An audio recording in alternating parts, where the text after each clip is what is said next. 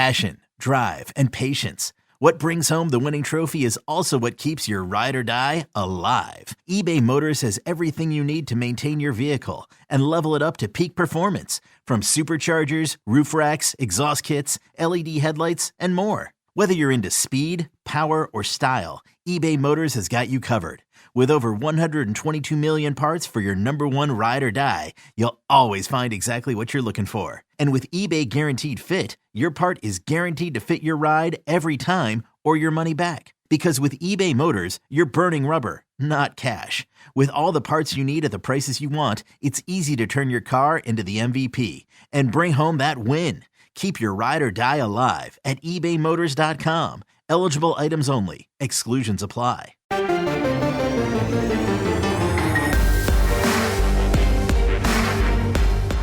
Welcome to the PowerCat Podcast, GoPowerCat.com's Kansas State Athletics Show. Make sure you're subscribing to our show at Apple, Spotify, Amazon, or wherever you get your podcasts. Now, from the GPC studios, here's your host, GoPowerCat publisher, Tim Fitzgerald. Welcome to another edition of the PowerCat Questions Podcast, sponsored by Fridge Wholesale Liquor. I'm GoPowerCat publisher Tim Fitzgerald, alongside here with Zach Carlson and guys we call Gills and Coles. Gills and Coles. Ryan Gilbert and Cole Carmody, two dogs that are restless for some reason. Like I said, we're sponsored by The Fridge. If you're not using The Fridge curbside carryout feature, you probably should be. You can either go online to order or use their really awesome app. That's how I do it. You make your order, you do the payment, and then when you get there, you call and let them know you're there, and they bring it right out and load it in your car. You never even have to leave. It's drinking for the lazy set. You just drive there, they put delicious products in your car, and you drive home, and you open them. The Fridge, at the corner of this and that in the town in which we live. Our segment sponsors are Tanner's and the High Low. Make sure you're stopping in Aggieville every time you come to town. I don't know when you're coming to town next. I hope you do come to town for some basketball, but maybe you just want to go to Aggieville and hang out. Might be a better plan. We got a lot of questions. Zach said it is fantastic. We will have a whole segment on Spencer Rattler. Yep. As we tell all of our favorite Spencer Rattler stories. I didn't include that question. I'm sorry to whoever asked that. We've canceled the segment on Spencer Rattler due to him being I don't even want to say it. I'm sure he's a fine young man who was hated by his teammates. OU fans currently hate everyone, and I'm loving it. They don't get the irony at all in what this betrayal is, how much we're laughing at it. We get some questions about that, don't we? Yeah. Okay, good. Yeah. No Spencer Rattler, but Lincoln Riley questions. We're going to have a whole segment on Lincoln Riley. And Brent Venables' watch. Oh, and Brent Venables' watch. I'm glad I did some research on it. Isn't that hilarious? Because I have an old man opinion on the Brent Venables' watch. I shared it in our text conversation. I'll share it with everyone on the podcast. Okay, we'll get to it. You know me and my conspiracy theories. Okay, we'll save it. Here we go. Your questions from Wabash Station. Who's got it? Coles? Gills. Gills? Gills. First question comes from Salt Hot Cat. Just vent. Wow. That's it? That's it? So that's the question. Well, I've had my chances to vent. I've had 2 walk and talks and a post-game review podcast. And folks, if you haven't listened to it, if you're not one that typically listens to that podcast, you can go ahead and skip about halfway through it. The first half of that podcast, it's not even half, it's about the first 40% is about the Texas game. And then we moved on to the season and all that. And I think Brian Hanley and I got into some pretty deep stuff. We laid it on the line. You might want to listen to that. But I'm not very happy with how the season ended, but I'm also I'm a believer in Chris Kleiman, and I will give him my faith that he's going to fix some of the things that are going on because no matter what happens with the staff, the offense has to be fixed. And it's his job to fix it. And if he doesn't make the right moves to get it fixed, then it's his issue. Right now, he's got it out. It doesn't belong to him. It belongs to the offensive coordinator. And, you know, that's kind of how it was set up under Bill Snyder, but the opposite. He worried about the offense, and then he'd hire guys like Bob Cope or Bob Stoops or Jim Leavitt or Mike Stoops, Phil Bennett. They ran the defense. They were in charge over there. Coach Kleiman kind of lets Courtney Messingham run the offense. It's not going as well as one would expect. Needs to be fixed. We'll see what he does. That's my venting. I wrote this in the tail of the tape that came out on Tuesday, but that Texas game felt like a game of missed opportunities. And I think I wrote exactly on the very last slide for the last play that I broke down. It was a what-if game, which just was a microcosm for the season because it felt like it was a what-if season for K-State. They beat the teams that they were supposed to outside of Texas. I think you guys can all agree with me on that one. And they lost to the teams that they were, quote-unquote, supposed to lose to. But the caveat in all of that is in 2 of the games that they lost in Big 12 play, they didn't have their starting quarterback, which was a main reason why they were so successful at the end part of the season. It felt like a giant what-if game, which really is what I think this season is going to be remembered as. Well, Will Howard comes in the last game against Texas. What if they have Skylar Thompson? What happens if Skylar Thompson plays against Oklahoma State? Now, granted, Oklahoma State has a chance to make the college football playoff, so I don't know if that really would have impacted it that much, and we've sat here and talked about that multiple times, but that game specifically was just going to be a what if, and it sucks for K-State fans that is the game that they end the season on and they get ready for the bowl. I think for me, I don't think anything really matters. Individual games, what ifs, who could have played where and what game. As long as they win that bowl game, I don't think that anybody's going to look at the season for that. They're going to see it for what it is, an 8-5 season, which if they go to the Cheez-It Bowl or the Texas Bowl and beat somebody, they're going to play a good opponent. That's going to be a good win and an upward trajectory, I think. So I'm not too worried about the perceptions of which game where. What's frustrating for me about Friday's game was K-State. It was the worst, I think, offensive game I've ever seen K-State play where they were still in it the entire game. They should have won. Had they kicked field goals at certain times, like Chris Tennant hits a 51-yarder, they had the opportunity to kick one that if he kicked that same 51-yarder, where they kicked it from would have been good from 54, 55. Just making the smart decision to take points when you can get points versus going for it or, calling a silly play out of the Wildcat or whatever. I think there's more to it than just who the personnel is on the field. There were some decisions on Friday that could have been made that could have kept K-State in the game by the end of it. And I don't think K-State played that terrible. I don't think they played that terrible. I don't think, and I, Fitz, I've watched the daily deliveries, and if you follow along with us, I feel like we've all been in unison that players were put in positions not to the best that they could succeed. Right. They had a chance to succeed, but they could have been put in a position to where they could have been more prepared to succeed. And I don't even think it was that Texas outcoached K-State. It was almost that K-State maybe underestimated Texas a little bit, or they thought that because that the coaches thought that they believed this was their game plan, so they were going to stick to it. It didn't matter what happened during the game. They felt like they came up with this. This was the game plan to stick to it offensively and defensively. I mean, you look at K-State on defense. Texas ran the Wildcat more than K-State did. People want to complain about K-State running the Wildcat. Well, Texas ran it, and they ran it effectively. Well, it's not. They had a player that was bigger than Deuce Vaughn, probably twice as big as Deuce Vaughn, and had a passing threat. You can't let Deuce Vaughn into the backfield where he's going to take the snap and he can't check out of it. So you load up the box and he's not going to call a timeout to get him out of it, and he's just going to go with it and try doing his best. Credit to Deuce for at least trying, but they threw him under the bus. Mm-hmm. You know what I love about it? To be there. I love about it. Deuce said all the right things, but when asked if he had a check, Deuce absolutely called it out and said, "No, I didn't have a check." You know what the ramification is? They can't run that anymore. They can't run it. Now they've gone on the record that there's no check out of it. They don't even have to cover the receivers.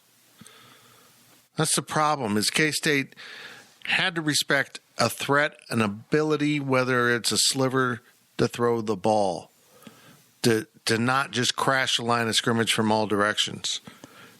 And K-State didn't offer that same threat to Texas. The lack of imagination, which is what was so frustrating for me. Texas, they had a play in that game where I don't know if they were in the Wildcat or the shotgun, but they had the tight end motion over, take the snap, quarterback sneak, gets the first down. Right. It looked great with Sammy Wheeler, wouldn't it? Exactly. You would think. Former quarterback who's taken snaps, big, powerful kid. Hell, your quarterback's 6'4". Maybe you could take a snap and sneak.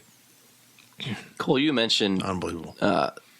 K-State not adjusting and changing their game plan, right? I'm going to disagree with you.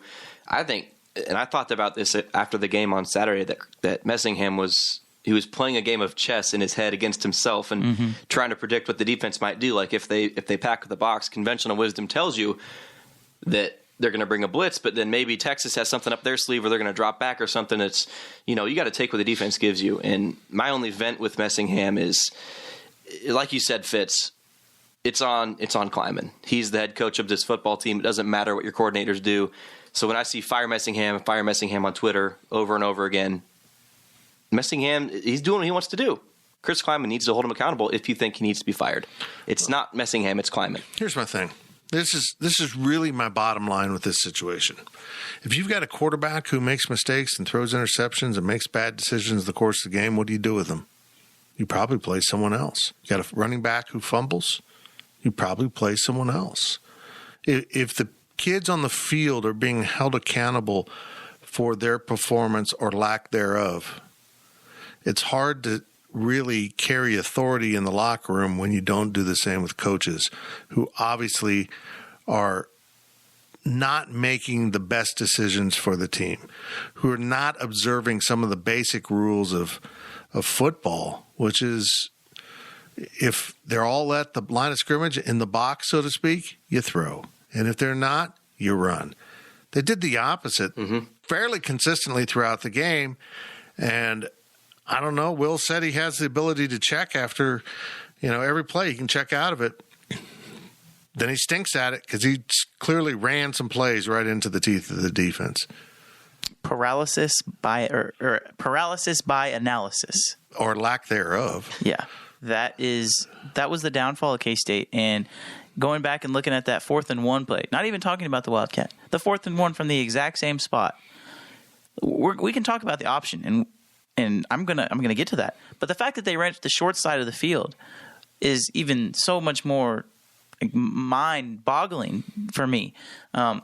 You want to run the speed option, but you run to the short side of the field where you give your running back or quarterback no flexibility to cut to the outside. However, if Will Howard pitches the ball, Deuce Vaughn just has to beat the guy on the edge because they had the edge sealed. He just has to beat that guy. Will made a horrible decision. There's no excuse for keeping that ball. But again, it all goes back to why are you running a play that requires repetitions with a guy who has only taken first-team reps for 2 days at practice? No. That I didn't understand. I'll credit the Texas defender. He got down the line. He got enough in between the 50-50 spot to make Will make a decision. Will made the wrong decision because he thought maybe the guy was in the pitch lane, which he wasn't. But, could have pitched earlier. And then he turned it upfield and got tackled. Didn't even get back to the line. It was over and over. Throw down the line, throw behind the sticks, get tackled behind the sticks. It's pretty routine in that spot. It was unbelievable how bad the play calling was in those short yardage situations. And it comes down to this. Maybe there's a question. I'm going to step on a question here. You tell us you trust Will Howard, but by God, you don't trust Will Howard. That's not the play calling for a quarterback you trust. You absolutely didn't trust him to the point of you wouldn't call things that you needed to call. That's unbelievable to me. He's your backup quarterback. The prior week, Baylor had sent in their backup quarterback who started the year probably third string because Zeno was there, and he threw it all over the place. You ran your offense with him. If you can't run your offense with your backup quarterback, you got issues. Next question comes from Cole Carmody 52. Who's that guy? Fitz, when was the last time you have seen the fan base this united on wanting a coordinator gone? Every year. I mean, fan bases hate coordinators. It's defense or offense. They wanted Demmel gone. They had signs at games to fire Demmel. I mean, it's kind of funny. It's just the whole Dana Demmel hate was hilarious because he gave his son the football and scored too much. I know. Like, what? That's what it was. It was stupid. Have you seen the Twitter accounts? What? The Fire Messingham Twitter accounts? Have you seen that the K-State Barstool has changed their name to Fire Messingham Kansas State Barstool? That's not cool. But whatever. Have you seen That account is a garbage account. Have you seen the Twitter account that says, "Is Courtney Messingham fired yet?" ? And they just tweet out no every day for the past 5 days. I mean, it's everywhere. It's not just Twitter. It's people want him gone, and I don't know. I mean, you said that happened with Dimmel, and I obviously wasn't here for that, but I have never seen, even just my friends, common students that are like, this guy needs to go. Like it's all across the board, and I wonder if there's pressure, not only inside Vanier but inside of Gene Taylor's office, and even how does that impact the rest of the season or the rest of the offseason? Is going to be fascinating. It's hard on administrators to figure out the level of discomfort there is, because they can easily say, it's just social media, and everything on social media can be skewed. But I'm telling you, I go to the grocery store, I get asked. Everywhere I get asked. It's not just a social media thing. But I haven't called for the firing of any assistant coaches. I'm very careful about that. I'm not going to call for the firing of a guy who isn't the boss. Okay? I will give head coaches the proper amount of time to prove their stuff before I call for their firing. What was it, year 4 or 5 on Weber? I mean, I got way down the road before I ever did that. I'm not going to call for Courtney Messingham's firing for a couple of reasons. For one, that's Chris Kleiman's decision. It's his program. Number 2, Courtney Messingham, like Dana Dunwood for him, are hell of a nice guys. Now, do I agree with everything they do as coaches? Oh, no, not really. I mean, I thought Dana made some mistakes as a play caller, but that's going to happen. Every play caller is going to make mistakes. You don't only call the plays that work. Sometimes a play doesn't work. Sometimes a guy misses an assignment, or sometimes the other team's just better on a play. Every play won't work. You're going to be unhappy with the results of some key plays. It's just the way football goes. So I'm not going to sit here and say, fire that guy. I'm just going to say, changes are needed. Now, it's up to you to figure out what to do. If you want to replace your coordinator, I think some changes need to be made on the staff, but I'm not going to point to anyone specific and say what, because I don't think they're best suited by having Courtney out of the program.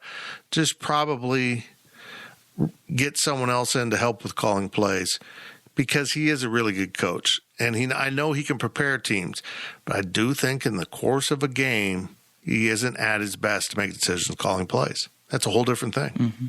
You guys got to remember, too, that if a screen pass behind the line of scrimmage does go for a first down, or Deuce Vaughn picks up a yard, which he usually can do, we're not having this conversation. I agree. So, obviously, I think those were bad play calls, but if they get the first down, we're not talking about them. Really, though, my problem isn't as much the play call.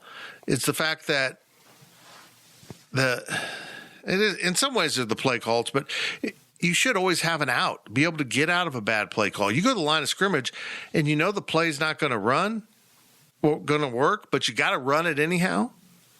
What an awful feeling Deuce Vaughn had. Mm-hmm. You put him in a position to fail, and that is failing as a coach. I know timeouts are valuable, but burn one. Yeah, right then, you needed to burn it. Next question comes from Florida Cat Fan 90. We think it's Florida. We think it's FLA. It's our guess. So that was what Zach. Maybe his name's Fla. We'll get a statement probably on the podcast thread here in a little bit. Fla Cat 90. Yes. Okay. Anywho, he's a new member to the site. Awesome. He or she's new. So welcome to the podcast. Does it really matter? If it's he or she? It definitely matters. It matters. Okay. It seemed like Chris Kleiman was very frustrated with the offense after the Texas game. Do you think he will make changes to the offense schematically with coaches, or a mix of both? Or will it take Gene Taylor to force him? I'm just going to give you my analysis of what I saw in Austin. That is as disgruntled and, I want to say defeated, but that's not the right word, downtrodden as I've seen Chris Kleiman in a postgame press conference. And I think it is because he knows his friend is not getting it done on the offensive side, and that the coach has failed the players. I think he's very aware. Coach Kleiman isn't one of those guys that looks around and doesn't really see what's going on. He's got a great sense, and I think he knew damn well that the coaches failed the players in Austin, that one rested with the coaches as much as anyone, and particularly the offensive coaches. I mean, you got a backup quarterback who's not ready, and you got an offense coordinator who won't trust him. You've got running backs that are quitting the program because they can't get enough snaps when they probably should have been getting more snaps. I mean, hell, you took a backup running back and then you didn't trust him to play. I mean, this is coaching. This is coaching, and I find it all very frustrating. You got tight ends that the offense is designed to throw the ball to that you don't throw the ball to. I don't understand. Tight end that gets honorable mention on Pro Football Focus's All Big 12 and has 16 targets the entire season, and is going to have a chance to play in the NFL and Daniel Imatorbhebhe. But to answer this question too, the offense is so much different than the defense, and not so much for the fact that Kleiman is a defensive guy, but it's so much harder for the average fan to look at the defense and say, oh, we need a new defense. This defensive coordinator sucks, because the same people that want Messingham fired right now were the same people that wanted Joe Kleinerman gone when K-State lost 3 games in a row because the defense couldn't stop a running nose with a Kleenex in their hand. Those are the same people. Wow, that was harsh. Thank you. It's true. That was harsh. Those are the same people that wanted Kleinerman gone, and then the defense completely does a 180 and plays some of the best football they do all season, the rest of the season. It's hard to tell defensively what a team is doing wrong unless you look at the film, unless you study the opponent and you see what they're doing offensively to attack you defensively. It's so much easier for the common fan to sit there and watch an offense not gain yards and point to somebody and say, he is the reason why the offense is not getting yards. I'm with you, Fitz. There needs to be a change made, if anything, just to spice it up, because right now the program is extremely stagnant. Let's just call it what it is. The program is stagnant. You could make an argument with recruiting that, because of the undertones in recruiting that maybe they're going down. And then you could make an argument that, after a 2-win season, they get up to 7 wins, they make a bowl game. You could make an argument it's going up. I would say overall it's very stagnant. They still have a lot of room to grow, and it could go either way. But there has to be a shakeup just to get some new voices in there, just to kind of reaffirm that you're going into the right direction. And it's hard for fans to understand that one firing won't make that much of a difference.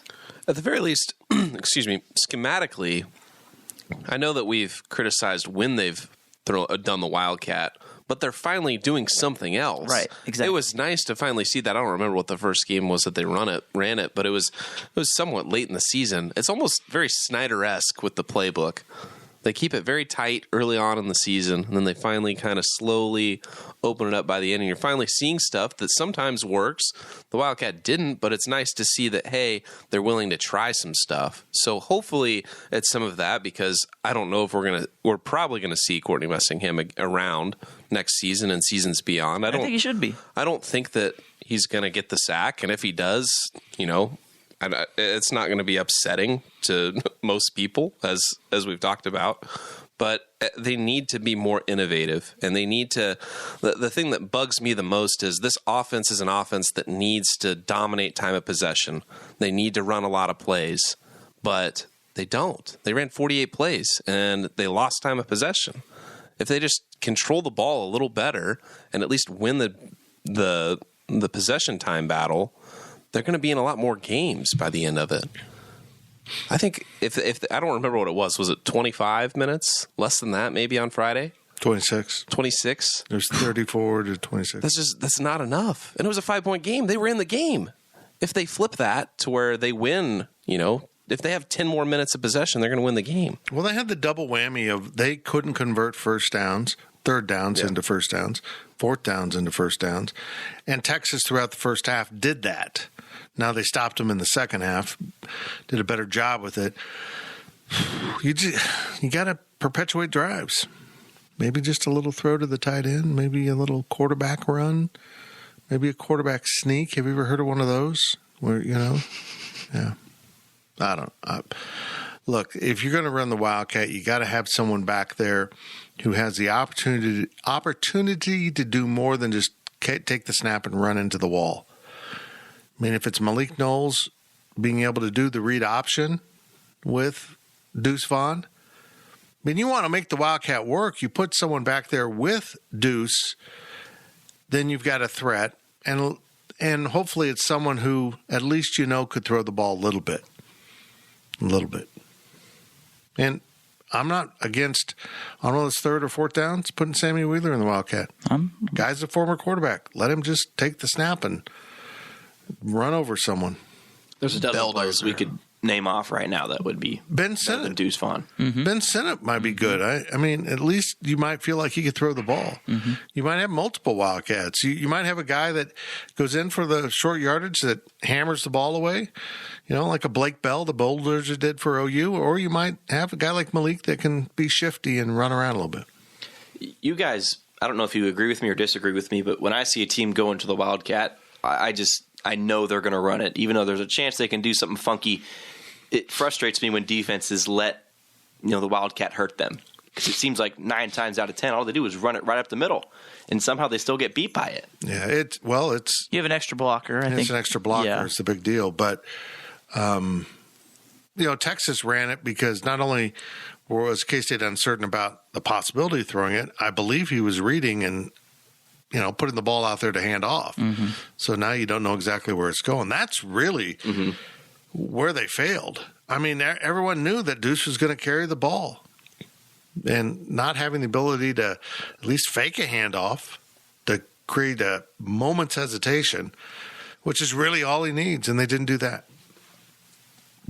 Next question comes from El Camino Cat. The K-State offense ran fewer plays than any team in the FBS. Was this done by design, or is it a bit of a fluke? And the K-State offense was ranked in the top 50 in the nation in yards per play, points per play, third down conversion percentage, fourth down conversion percentage, red zone scoring, rushing yards per attempt, passing yards per attempt, and offensive turnovers per game. Did we have a bad offensive team this season? Why does it feel that way? I don't think they're bad. I don't. I think they had the tools to be successful, and they had the scheme to be successful. I think those numbers point that the scheme works if properly applied. They got so in a rut with what they were doing. I mean, Courtney Messingham started treating throwing the ball to tight end like some kind of novelty act, when it was a cornerstone of this offense at one point at North Dakota State. Look at the Kansas City Chiefs. They got this circus offense, so they throw it all the time. Who gets the most touches? The tight end. It isn't because I want to see the big guy get a pass catch. It's what it does to a defense that I like about throwing the ball to the tight end.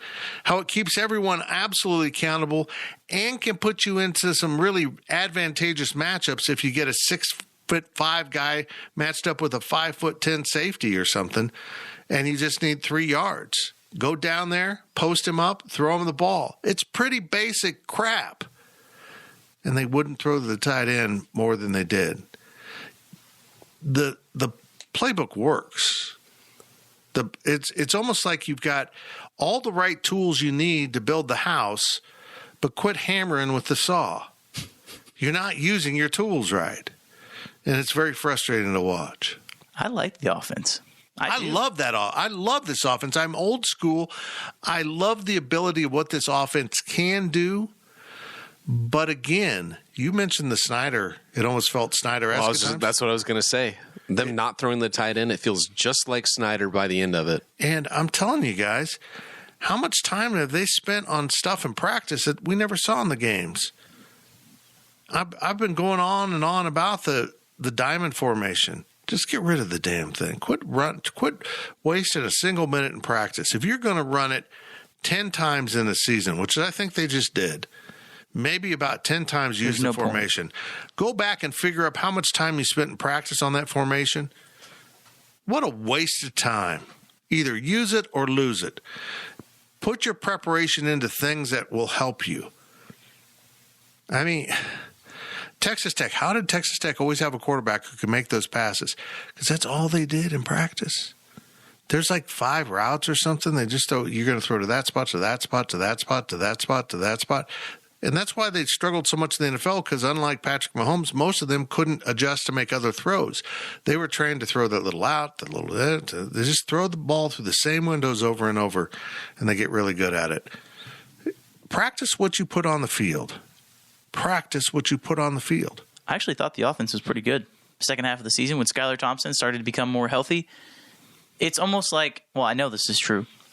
when they had Skyler, they felt so much more comfortable. They felt like they could do, you want to say anything? I mean, you look at that West Virginia, those TCU games, that was when the offense was rolling. I understand that those two teams were not very good, but Texas is worse than both of those teams, and K-State did whatever they wanted to offensively against TCU and West Virginia for the most part. When they had those two games, that is what this offense can be. And there's even more. There's even more potential to there.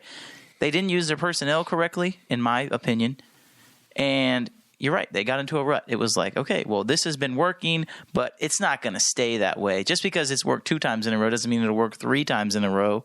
And then, when it doesn't work the 4th time after we've done it the 3rd time in a row, we're going to never run it again for the rest of the game. It felt like, again, we talked about overanalyzation. I don't think it was underanalyzation. I think it was a lot of overanalyzation. Last question of the first half comes from Contra Cat. Does the prospect of potentially seeing 32 new faces in this program feel daunting to you? Is head coaching now about roster management as much as recruiting going forward? Okay, so this is a general topic. People are going to be worried about the roster. So many transfers.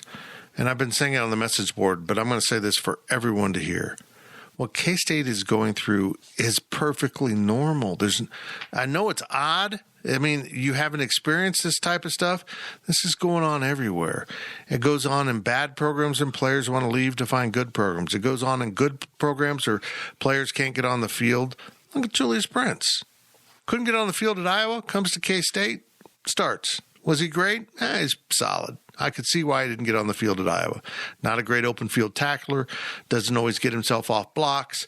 But for the most part, he's been an upgrade at corner for Kansas State, not just on the field, but in terms of citizenry. Let's put it that way. They didn't have to worry about him not showing up for practice. So I know this feels awful, but this is what everyone's going through now. You've got a loaded up senior class because of the COVID year. You get the 5 guys that now are included in it. 27 was already a big number. A lot of those guys are walk-ons, so they're not really scholarship, but it is. A third of the program is departing at the end of the season, or a little bit more when you throw in the transfer portal guys. Some seniors will come back. It is huge. It is daunting. But it gets back to this simple point. They should have someone in that building completely in charge of the transfer portal. I know who's in charge of it, and I'm sure he does a good job with it, but it's a full-time, full-season job. It's not something you just pop in at the end and start doing. They need someone evaluating games all the way through. All the way. If you're going to work the transfer portal as your recruiting tool, and that's the indications we're getting, that they're going to try to get about 15 high school recruits and then fill it in with transfer portal guys, that's fantastic. But if 40% of your recruiting is now shifted away from traditional recruiting, you should have someone in charge of that, just like you have someone in charge of recruiting. I don't get it. But this is going to go on everywhere. You're going to see players come and go. It's the new thing. I'm not happy about the unintended consequences of the transfer portal, but here we are. We all got to do with it. Contra Cat says the prospect of potentially seeing 32 new faces. I think you got to look at it the other way.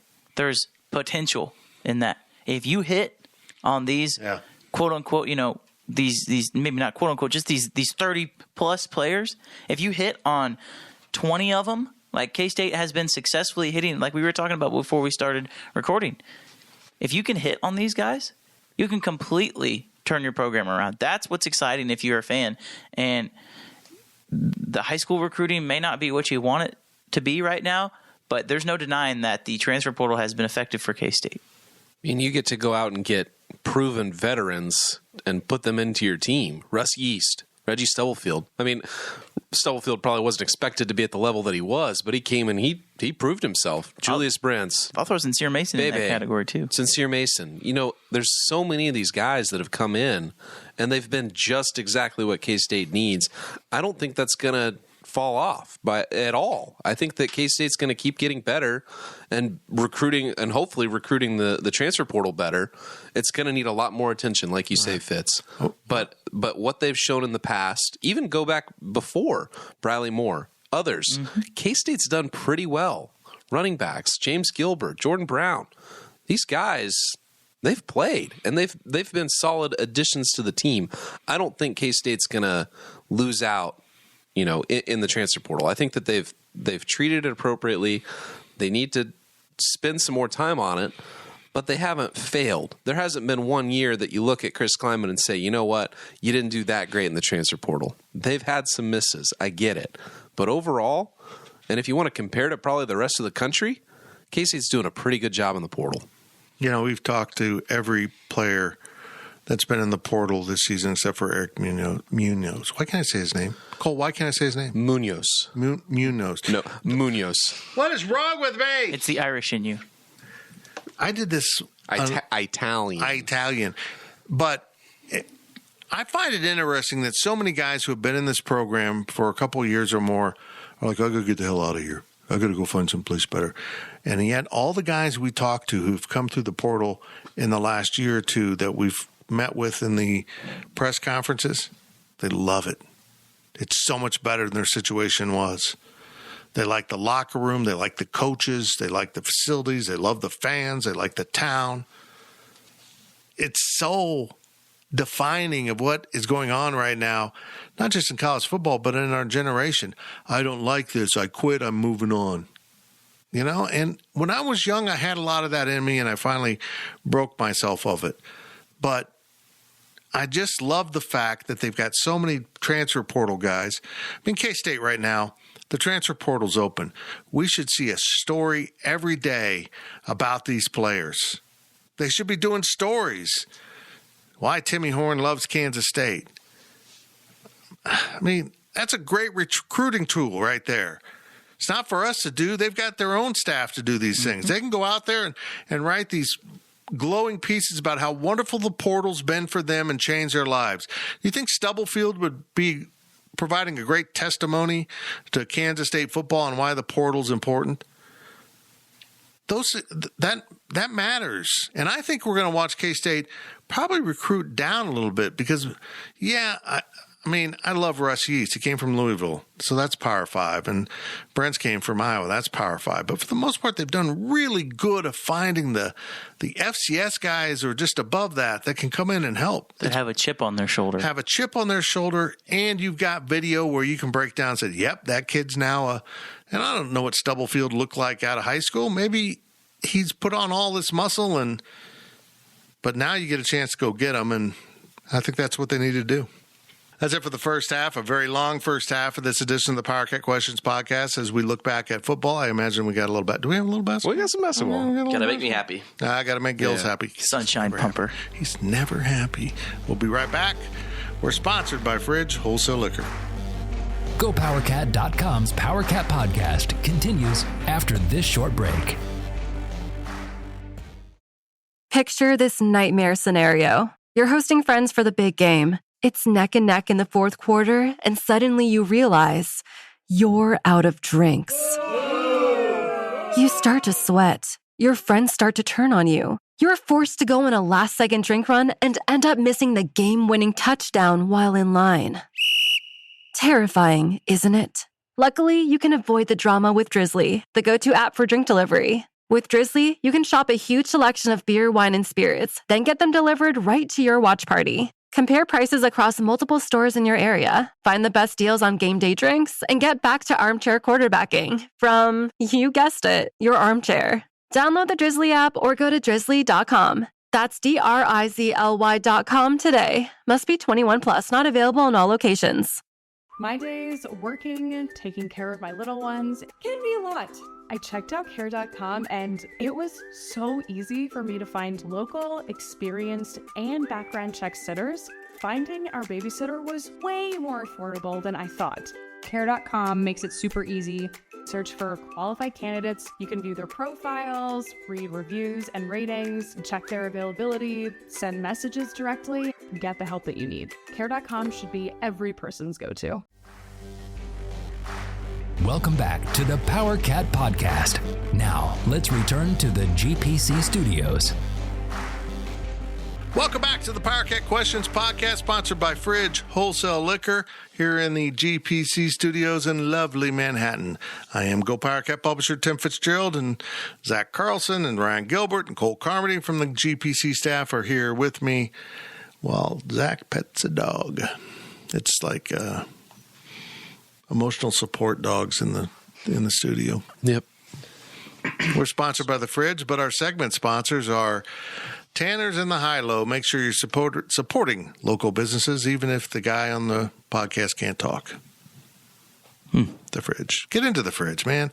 I stopped into The Fridge the other night to pick up some champagne. We got back, and on Saturday we had a family Thanksgiving, so I had to get a little champagne for mimosas. They're just the best in there. They're just great people. I just love them. I love you guys. Okay, let's move on. First question of the second half from AgCat 2019. How big of a blow is losing Joe Irvin to the transfer portal? We obviously have a great running back ahead of him on the depth chart, but he is a fantastic back as well. I think it sucks. I don't blame Joe one bit. I mean, I understand why he did. Not only does he have Deuce Vaughn ahead of him and it limits his opportunities, I also think the way they used Joe limited his opportunities. There was no reason that there shouldn't have been opportunities to put Deuce out there in the slot with Joe in the backfield. I think that creates some problems for defenses. They didn't do it. Maybe they have a grander reason why they didn't do it. I just think they could have gotten him on the field more. And there's going to be turnover in that running back room as long as you got a guy like Deuce Vaughn. Guy's got 2 more college seasons in him. 3 if you want to stay, but he won't. But you're just going to have turnover. You're just going to have to deal with it. But God dang, you get down to that third string guy. If your third string running back isn't ready to play, that's coaching. Because you better have 3 at this level. If he's not ready, then why isn't he ready? Because it's not like you don't have enough options in that room. I mean, we heard about Giddens, how awesome he was. Put him on the scout team the second half of the year. Wasn't even close to ready to play. Someone's going to have to be the backup at the bowl game because now they've lost their 2 and the 3. I mean, the answer to this question is it's not going to be that big of a blow because he didn't play.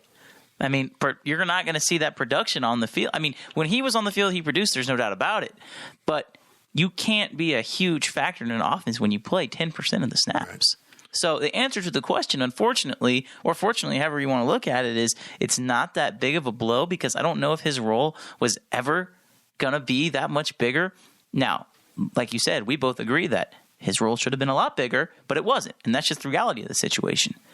So for Joe, again, why not go somewhere and try and be the guy? Because he's good enough to be the guy. Joe Irvin's, without Deuce Vaughn, Joe Irvin is absolutely good enough to be the starter. And he's probably good enough to be the starter at most schools in the Big 12 and probably quite a lot of Power 5. I don't know about. I actually don't know about that. You don't know about that? I think he's a group of 5 running back. I mean, Mosey went to Miami of Ohio and had some decent numbers, but he wasn't the guy. I think you'll see him. That's the thing about running backs. I think the college game is going to go the way of the NFL. There's a lot of guys that could be a running back and be productive. I still think Joe Irvin is at least one of the best backups in the Big 12. I don't think that there's many schools that have as much depth that K-State could say they had with Deuce Vaughn at 1, Joe Irvin at 2. And I think Joe Irvin's going to find a good place. And really, it's kind of the equivalent. Him going to the transfer portal is kind of like what K-State fans have talked about wanting a quarterback out of the portal. He's going to be the running back equivalent of what K-State would get for a quarterback out of the portal. Yeah. That's probably what I see here. Well, Texas played their backup on Saturday. He's pretty good. Texas is Texas. How about this? Joe Irvin to Coastal Carolina. Why would you say that? He's from South Carolina. And that's a good reason to say that. And that's the type of player you think, program he could thrive at? He'd be great in that offense. Yeah. Well, Zach, why would K-State go after a QB? They have the best backup in the nation. That's not no more questions about that. We're not going to address that. From Adam K63, when Kleiman and staff came 3 years ago, I was under the impression they would rotate running backs consistently. Did they underutilize the backs this year? Well, they like to rotate running backs, but when they have one, they ran one at North Dakota State. But I think this is a case also of Chris Kleiman making it sound good. oh, we don't have a really standout running back when they had James Gilbert and Brown and Trotter. We like to rotate. No, you don't like to rotate. You make the best of the situation you're in, and if you've got a Deuce Vaughn, hell with rotating, let's play him, which I understand, but you also have to understand you got to make the most of the talent you have, and they certainly didn't do that at times this season. It's like, if you like a certain meal that you cook and you cook it all the time, you're going to be happy, but you might be happy when you have another meal that you like to cook and you only do it once a week. I mean, yeah, you have Deuce Vaughn, who's outstanding. He's going to be an all-conference running back, but you also had guys that they're pretty talented too, and you might be able to save Deuce and make him even more effective if you play the other guys. So yeah, to answer Adam's question, I think they should have rotated more than what they did. Thanks, jackass. Not Cole. That's Adam. That was about Adam. Anyone else? Anyone? Yeah, they should have rotated more. I'm so lazy now. I'm not even on the microphone. Jeez. I agree. Yeah. Yep. What was it? What I was trying to think. What's your old thing that when you agreed with us, you just say yep and we'd move on? Yes. From Jedediah, will Skylar Thompson be back for the bowl game? Should he be back for the bowl game? Would the extra bowl practice and preparation for Will Howard be more beneficial towards next season? No. I mean, he'll be back. I mean, he warmed up at Texas. He wasn't going to play. And he wanted to warm up. He looked closer than I thought he would. I could tell he was not, when he tried to throw it downfield, he didn't have any push off. Yeah. I understood that. But he'll be back. They'll play him. It'll be his last game, and they're going to play to win the game, not get ready for next year. I mean, some of your bowl prep is getting ready for next year, but the game's about winning the game. You got to finish the season out strong. Right. And you're going to have a tough opponent.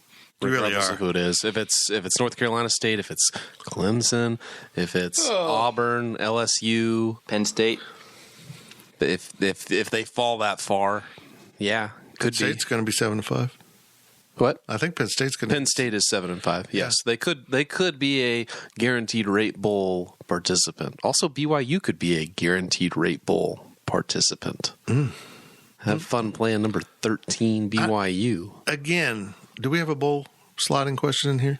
No, there isn't one. Again, we really think that if the Big 12 gets two teams into the New Year's Six /playoffs, K-State is pretty much a lock for either Orlando or the Texas Bowl. Yeah.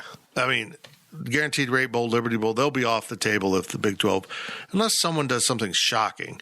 But you got three clear teams at the top, and two of them will go into the playoffs or the New Year's Six, and the third one will go to the Alamo Bowl.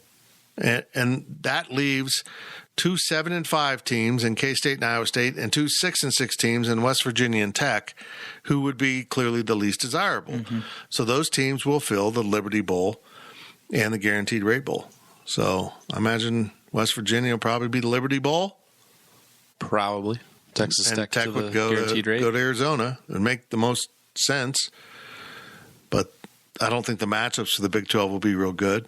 Because, I mean, honestly, K-State at 7-5, playing in the Cheez-It Bowl, which is the, second best non-playoff. The loser of the ACC championship. Well, right. Now the ACC has gotten rid of their selection order for this year, and they're being just like the SEC. Good. So it could be Clemson, it could be North Carolina State, but the ACC might also say, you know what, we're gonna make a little bit better of a matchup for you. If it's a 7-5 team. Honestly, I don't know what their other bowls are, but I can't imagine they're going to send their marquee program in Clemson to play Kansas State. Mm-mm. You might end up with an opportunity to play. You might have a Clemson Penn State bowl in one of their lesser bowls, and that might be exactly what both conferences want. Instead of having Penn State play Texas Tech and Clemson play Kansas State, match them up, and it'll be a much higher profile game. I think all conferences should do that, but not the Big 12 because they don't change.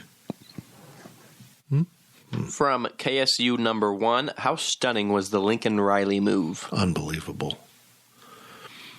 I can't imagine being in a situation where you trust someone and they tell you how committed they are. And then all of a sudden, out of nowhere, they say they're leaving for the SEC. I mean, for USC.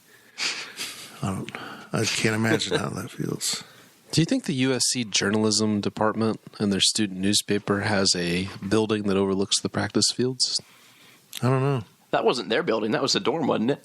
No, it was like the journalism school. Oh, it was. Pretty sure. That's where the whatever the newspaper and the TV station they operate out of. Really? You can see the practice field from the facility. The dorms are across the street, but they frosted all of those windows, so it's like very prison-like. Very dirty. Can you actually get mad at Lincoln Riley though for taking the offer that was on the table? If somebody comes to you with all the things that they offered him, he would be an idiot to say no. It was just like Brian Kelly. $100 million and $50 million. Who cares? I'd take both of those any day. Well, and plus they're apparently buying both of his houses. Why does he have two houses? Why is USC buying them? Because he doesn't want to sell about them. And plus, it's a good way to funnel him an extra $1 million because apparently they're paying $500,000 over market on each house. Why he has two houses, I don't know. And apparently buying him a $6 million house in L.A., which might be in a bad neighborhood. Would you rather $6 million in L.A.? No. Ryan, would you rather live in Norman or Los Angeles? Norman, 100%.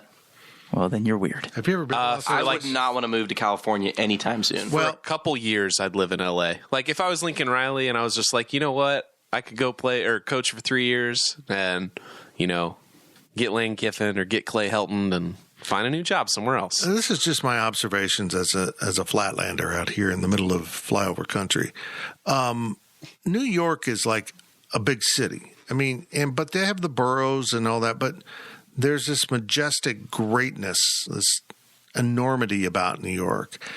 LA's, to me, a sprawling collection of neighborhoods because traffic's so bad.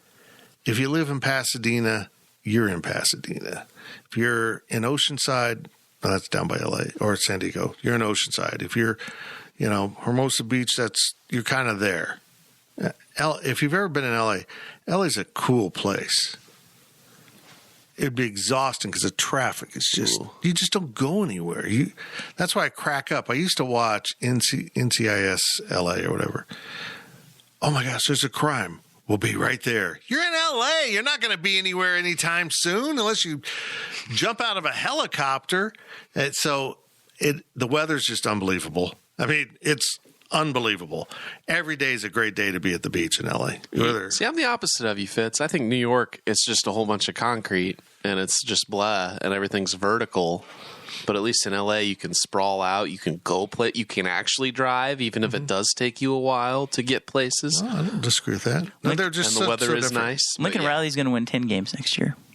They're going to go 9-3 or 10-2. Well, there's talent. I mean, and you have to think about it this way. I know he said, "Oh, well, the SEC. I'm not even thinking about Oklahoma." No, that's bullcrap because he knows he has a better chance of winning a national championship at USC than he does at Oklahoma. Yeah, there's only one secure job in the SEC right now, and it's in Tuscaloosa.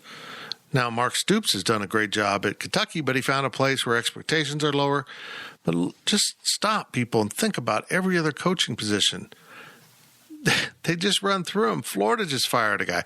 Florida, someone always loses the games. And in the SEC, they just churn through coaches.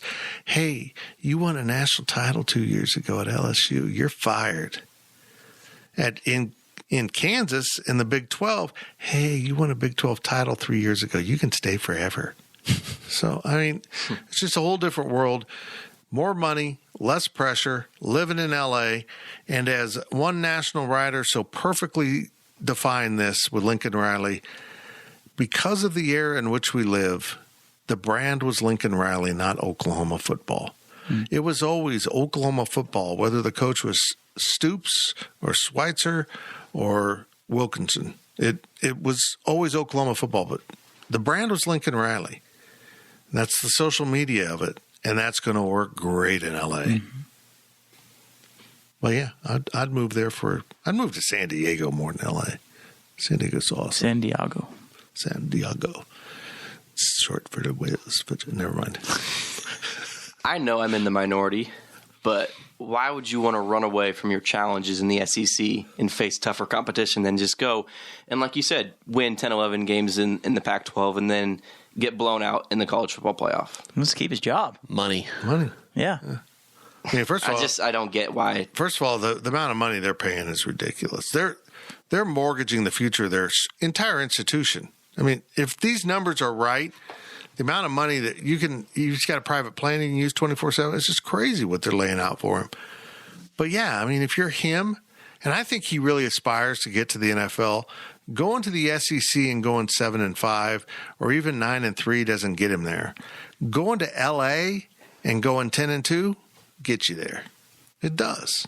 And I think he'll be there as long as it takes him to succeed in some fashion, maybe get into the playoffs or whatever, and then he's going to be coaching the Chargers or Seahawks or someone out west. But going 6-6 in the Big 12 also gets you to the NFL. Well, then Hey. I can't explain Cliff Kingsbury. He gets fired and gets hired up into the NFL. Well, he's rumored for the Oklahoma job. He's not going to. He has. That is, Cliff Kingsbury has a great agent that talks to Adam Schefter. that is the most obvious agent move ever. Oklahoma ain't hiring him. They know he's a mediocre coach that doesn't like to recruit because he's said he doesn't like to recruit. From El Camino Cat, big non-con basketball games are coming up with Marquette and Wichita State. What is your prediction? Win them both? Split? Lose them both? Gills, why don't you answer your own darn question you just asked? What do you think? I don't know enough about either team. I would guess that they will lose both right now, but I'd be more competitive than they would have been a year ago. I'll say 1-1. Who they beat? It's a good question. Mm-hmm. I mean, Marquette beat Illinois, who we just saw in person last week, and Illinois they're out of. They didn't have Coburn, right? Yeah, the Coburn they didn't have Take that with a Coburn large didn't play. grain of salt. On the road. Yeah. I think there's a better chance that they go 1-1 than winning both, obviously. I think, though, the Wichita State game to me is going to be the most interesting because that is going to be a game where it will be a true road atmosphere. That is your road game of the non-con, right? I mean, that is going to be the major test to see if this team can play in adversity. We can sit here and talk about, playing at the Sprint Center, and people want to say, the T-Mobile Center, and people who weren't there might think that Casey had a majority, but it was Arkansas that had the majority. It was Illinois that had the majority there. But when you go to Wichita State, it's going to be 95% Wichita State fans. It's going to be packed. It's going to be black and yellow. And it's going to be a hostile environment. I think there's a better chance they lose that game and beat Marquette. According to Ken Palm's rankings, I think K-State's at 80th, Marquette's at like 74. So that's a very comparable game, yeah. So you might double check me on that, but they're really close as far as the rankings go, and it wouldn't surprise me if K-State beat Marquette. That game with Illinois was wild because Coburn didn't play. Like I said, it was on the road. It was the second game of the season. I think that's a game you take with a grain of salt. Marquette's got a completely new team. They got a new coach. So, yeah, I think both of the games are winnable for K-State. They could win both. They could split, or they could lose both. All that's on the table, obviously, but we're going to find out more in these next two games than I think we did with Illinois and Arkansas. Last question comes from CW Power Cat. Did the two games in Kansas City make you think any differently about the basketball team this year? No, actually, it didn't. It kind of reinforced what I thought. They are better, but the gap between winning and losing at times last year was so great. You could get a lot better and still lose. And that's what I saw against Illinois. I saw trash basketball against Arkansas. They didn't play well. They didn't shoot well. They were overwhelmed by the moment, I think. And then they got to Illinois, and they played much more relaxed. They looked so much more comfortable in that game. And I think Illinois is really good. They just aren't playing good basketball. They're really talented. There's no doubt about it. I think they're better. I think they're going to be more fun. And they have more options. Last year, if Pack or Bradford or McGurl weren't playing well, they were just toasted. They all had to play well. Now they've got enough guys where Noel can come off the bench, or Smith, or, Masood can shoot the ball. So they're going to have other guys step up. Is it enough to win a lot more games? I don't think so. They will win more games, but when you only won 9, isn't that what it was? Mm-hmm. I mean, if you win 50% more games, you've won 14. That ain't good enough either. So they got a long ways, a huge gap to make up. I mean, you look at a team like Iowa State. Sorry to cut you off, Ryan. Look at a team like Iowa State, worse than K-State last year, 6-0 right now, number 19 in the country. Now, if you look at Ken Palm, again, I think he has Iowa State in that 70 range in Ken Palm. Completely different than what the polls have. So it's all, up for debate. We're really early on in the season, but yeah, I'm with you, Fitz. Like, I think that my outlook on them isn't. It's still the same, but these next two games are going to be determining a lot. I mean, this is competition that is very comparable to the middle of the Big 12. Marquette and Wichita State are the teams that are going to be, if they were in the Big 12, they would be fighting with K-State in the middle of the Big 12. We'll find out a lot. Cole, are you Ken Palm? I am not Ken Palm. You're not Ken Palm. I am not Kenneth Pomeroy. Are you Kenneth Pomegranate? Sounds like a name that is very fruity. Yeah. Okay. Fitz, I agree with you that this doesn't make me think any differently about the team, but for a different reason. I know we've talked about this before, but I'm Mr. Optimistic with this basketball team. And you look at the first game, K-State, like you said, was really scared and intimidated by that crowd. Most of the team, whether you agree with this or not, most of the team had never been in an environment like that with a full capacity arena. I think Smith and Masuda Maguro, those are the only players on the team that have ever played in front of more than a few thousand fans. So, the Arkansas loss, K-State won by 10 in the second half in the last 20 minutes of that game. So they came out shell-shocked and they got their feet under them. And I think they were the better team in the last second half of that game. And sure, Arkansas probably took their foot off the gas a little bit, put on cruise control. Sure, we're going to win this game if we don't turn it over. Sure. And then you look at Illinois. I mean, what was Plummer? 7 for 9 from deep. That's just not going to happen in college basketball day in and day out. So, I agree that Illinois is not playing its best basketball right now. And Underwood mentioned this in his post-game conference that he likes to schedule these Power 5 games, find out what your team's strengths and weaknesses are, move forward, and then you're your best version of yourself. I get that. K-State didn't play the best version of Illinois, but they still had a chance to win that game. They were up in the second half. I mean, Coburn, how many bigs, I don't know the answer to this, how many bigs in the Big 12 are as good as that player? None. Not many. None. So, K-State could have easily won both those games if, a few shots go differently in the Illinois game. If Plummer makes 4 of 9 from deep, that's still a really good number. There's still a chance they win. And if Arkansas, I'm throwing that one out the window just because that was the game K-State needed against a big, I wouldn't say against, in front of a big crowd that's really not rooting for you. And Cole, you mentioned it. That stadium was packed with Arkansas fans. It was crazy. Impressive. So, you know what? This doesn't change anything about this K-State team. Marquette and Wichita State, if they lose both those games, I'll be more concerned. But for now, I'm okay. Yeah, if they need to win both of them if they want any chance at the NCAA tournament, my opinion. Outside of going, 12-6 or whatever, something ridiculous in conference play that they would absolutely have to be included. But if you're going to be a bubble team, these are the games that bubble teams need to win.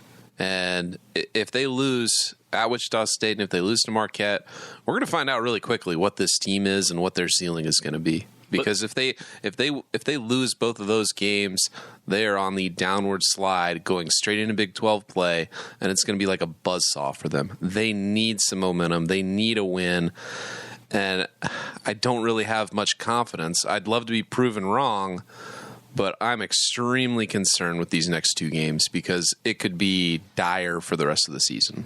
Bubble teams usually aren't good enough to get those wins over Baylor, Kansas, Texas, but Kansas State, I think, has potential to steal one or two of those games. So, they have to rack up a whole bunch of other wins. It's not just one or two games here and there. If they lose these two games, they're going to have to rack up an insane amount of wins in a tough conference. Sure, but those wins are going to mean a lot more than a win in the SEC or the ACC for a bubble team in that conference. And Cole mentioned the preseason number 10 team in the Big 12, Iowa State. They're now ranked. So the Big 12 is deep as it's ever been. We all know the numbers back up the Big 12 for being great. So if you can go 7-11, 8-10 in the Big 12, I don't see how that doesn't get you in. If you beat Baylor, KU, Texas once or twice. I agree. I think a 7-11 of Big course 12 I'm optimistic. team I get that, but still is. I think that the Big 12 gets a bit of an SEC equivalent rub in the college football playoff for basketball, but I don't think K-State's going to get that good of a rub if they're 7-11. And I don't even know how many non-con games they have because they've already lost 2. If they split with Marquette and Wichita State, is your expectation is to lose 2? I think it's still open. I think the door's open, but it's and at least you get 1. Right. I mean, the key here is to get at least 1 because if you lose 2, you're kind of toast, and it's pretty early. I think if you ask Bruce Weber and that staff, they think that they'll win both of those games. Well, of course they will. Yeah. I don't think they thought that against Arkansas and Illinois. I think the vibe with the program, win 1 game, you're happy. Going into those last 2. They need to win 1. I mean, Sunday at Wichita is huge. It's enormous. It'd be a great win. It would help the fan base a lot, while losing would just kind of perpetuate the downward spiral fans are feeling about basketball. I'm excited about it. We'll all be there covering it for Go PowerCat. I think we also have to worry about a certain bowl game. We got to figure that out.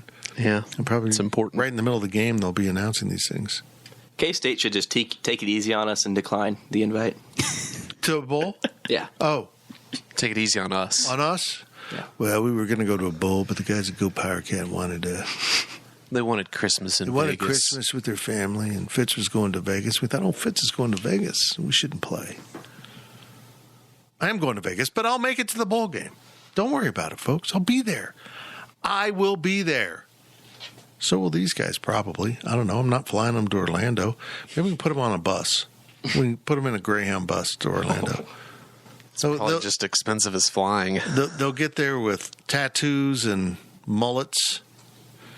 And what else? I don't know. They'll smell like BLTs because that's all they're going to do. I'm going to pack them some BLTs for lunches on the bus ride. Gills doesn't look excited about it. Gills is checking his phone. I think he's on LinkedIn right now. I was actually going to book my plane ticket. Oh, okay. For that thing. Oh, wow.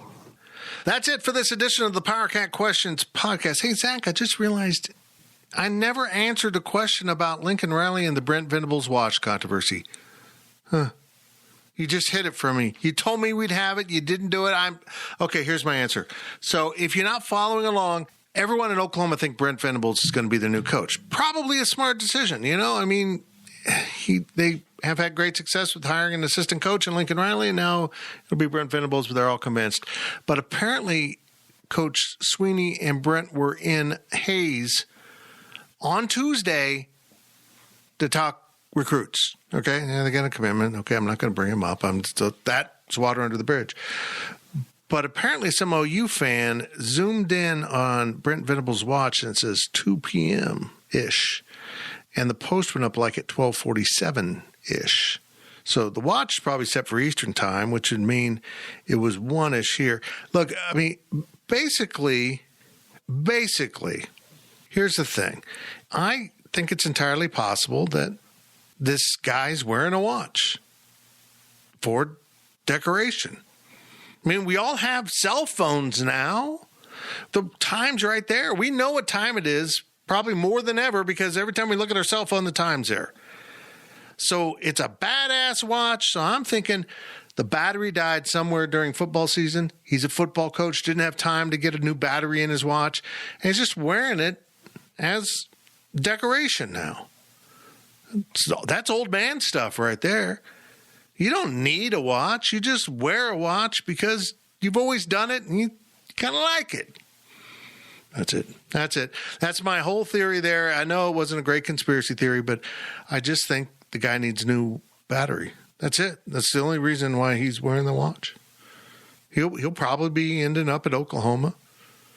It's going to create chaos for the Clemson recruiting. I don't know. I don't care.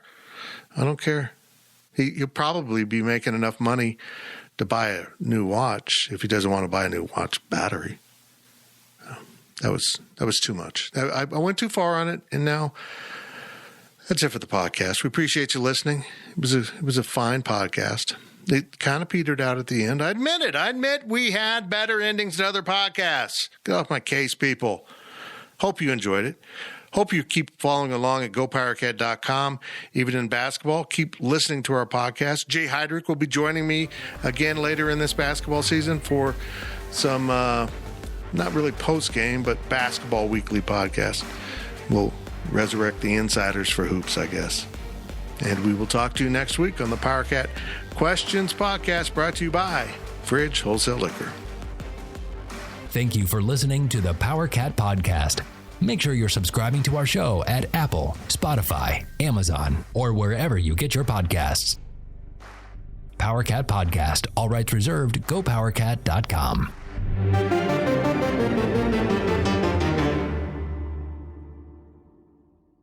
With Blue Link Plus, you can access your Hyundai Tucson Limited remotely.